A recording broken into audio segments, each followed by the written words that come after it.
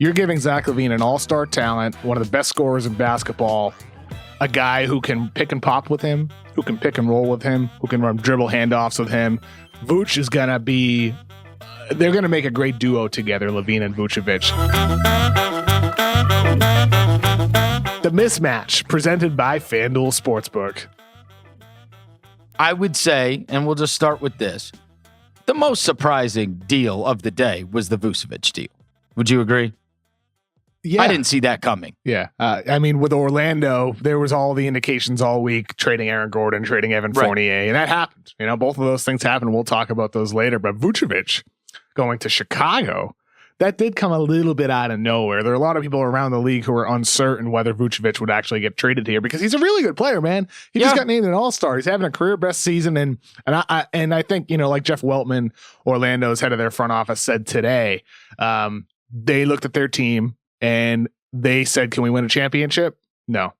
And so they went in this direction. They probably could have asked that question to themselves 4 years ago and done this, but they did sell probably at the peak value for Vucevic having a career best season, Evan Fournier having a career best season. Fournier, like, I think his improvement has gone underrated. He's gotten better every year as a 3-point shooter off the dribble. It's really impressive what he's done with his game. And then Aaron Gordon, you know, we'll talk more about Denver later, but he can add a lot to that group. I think I'm higher on that than you are. But Vooch going to Chicago, there were some people on Twitter yesterday who responded to me saying, I love this move for the Bulls because of what it gives to Zach LaVine. You're giving Zach LaVine an all-star talent, one of the best scorers in basketball, a guy who can pick and pop with him, who can pick and roll with him, who can run dribble handoffs with him.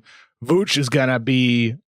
They're going to make a great duo together, LaVine and Vucevic. And now it's about, for the Bulls, 2-3 years from now, Vucevic, you would hope, still is a high-level player. You know, I think his game can age well. It's about the development of some of those young guys around them, especially Patrick Williams, who, in my opinion, is the most underrated rookie in the league. He's having a great rookie season.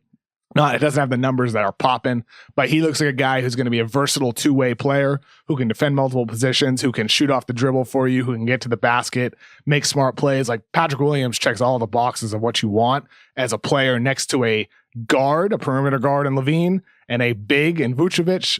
Patrick Williams could be that guy, and this trio in a year or 2 or 3 could be really, really a threat. So I love what the Bulls did. It's a move that helps now, and it can help later. I would say this. It is, you do wonder if, and we have seen this happen with teams, where they realize that a kid that they've drafted is better than they thought they would be, faster than they thought they would be. And this is a hedge that Patrick Williams is going to be good quickly, right? Because there is an age gap here, right? There's like a 5-year difference between Vucevic and LaVine. And so they're not necessarily on the same trajectory. You say they could be really good in 3 years, but that's Vucevic is 33 then, right? So right now he is in his prime. I would say that certainly there's great evidence to suggest this is Zach LaVine's prime that has begun this year. To have the third guy be an outstanding player, it does feel like they look at that and say Patrick Williams can be that third guy for us. And they're all kind of on different career trajectories. Yeah. But if Williams is awesome quickly, then it becomes, then you recalibrate. Well, let's say Williams does become really good really fast. I would argue in that case, there's a chance Vooch is your third.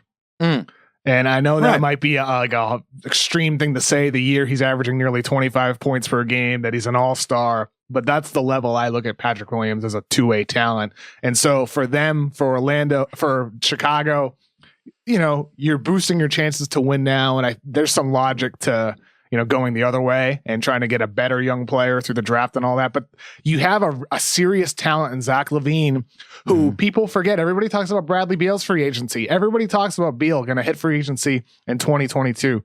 Zach LaVine also hits free agency in 2022. Right. Like, this is a guy who's ready to win, who's ready to be on a winning team. His improvements, Chris, I think I've ripped Zach LaVine more than anybody on this show over the years that we've done this. We've talked about him so much as this piss poor defender who doesn't have a knack for playmaking, who has tunnel vision. That's all changed. It's all changed. He's become at least an average defender. He's become at least an average playmaker. And he's also one of the most dynamic scorers in all of basketball. Surrounding him with better talent than he's ever had in his entire career, I get excited thinking about how that's going to elevate his game to even greater heights. So I appreciate Chicago doing this and recognizing the talent that they have in Zach LaVine, because he has legitimately gotten better at improving his weaknesses. And this is a move that shows, hey man, we're ready to win with you, and they can win together. I think alone Vucevic and LaVine is the two, real great veterans in that team, in addition to having like Thad Young on that roster, in addition to having some like a Kobe White as a young spark plug off your bench, having now this Patrick Williams, who still as a rookie is impressive for them. Hey, they have a good team today, and it can get better. Staying on them real quickly before we move on,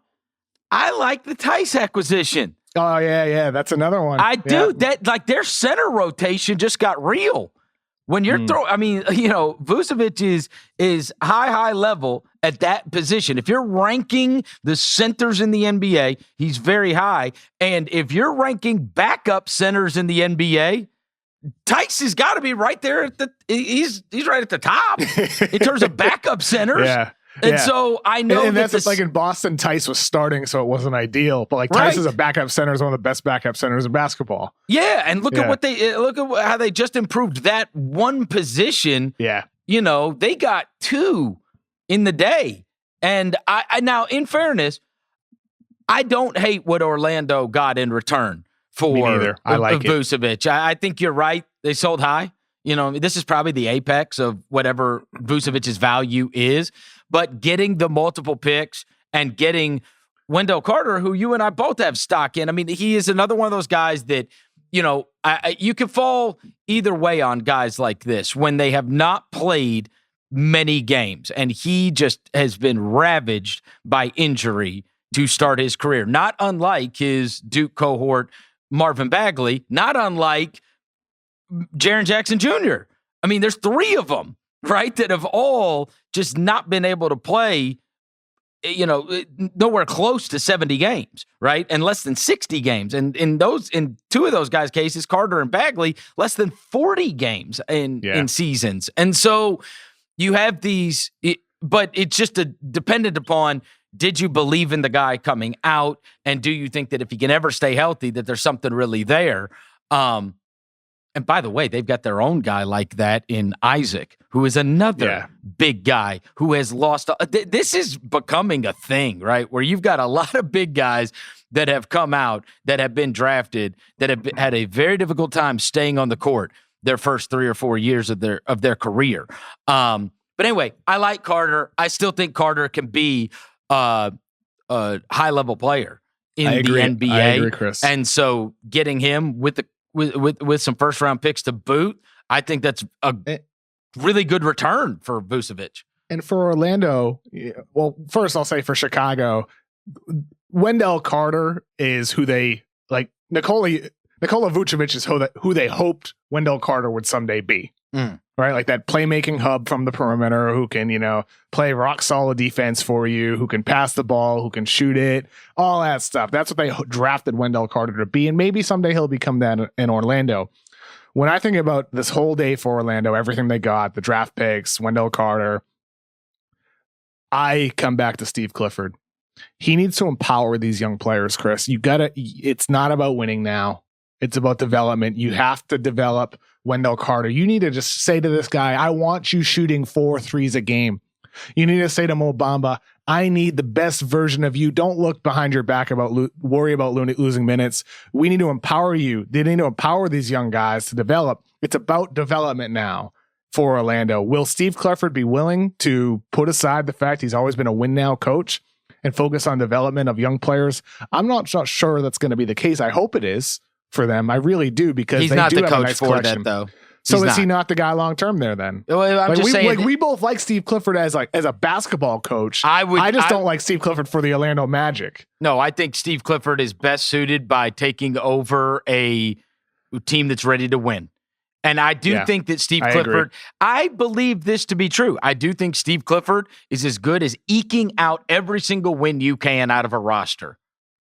But to your point, doing a good job this year. To your point, that is not what should matter most. Yeah, and not this year. That is an organizational failure, Kevin, because they came into the season thinking, let's go win. And then they sucked, and so they changed midstream. I know they were ravaged by injury. I know the stuff that took place, right? But they weren't good enough, and so then they decided, okay, that's not going to work. We all got to buy, some time here. And so here's the pivot we're going to make, because they treated this season like a let's win every single night season rather than let's try to win, but also in the process, let our young guys take their lumps, let our young guys develop as time goes on so we can kind of see what we've got here and serve two masters. And they were just trying to serve one by trying to be a playoff team because they were in the playoffs 2 years ago, right? So they thought, hey, we can get back to the playoffs. Maybe we move some of these pieces. And they probably went into this season, I would imagine, thinking, let's try to win. And we've got a bunch of these pieces now, so we can improve ourselves easily during the course of the season. We can be a buyer here because we've got Terrence Ross and we've got Evan Fournier and we've got some of these young guys that don't necessarily fit, and we'll be able to pair all that up. Veterans that can actually play, that are on expirings, and young players, and we could get something really good. Yeah. And then the season went to hell, and they look up and they're on the outside looking in, and they said, well, let's just hit reset again.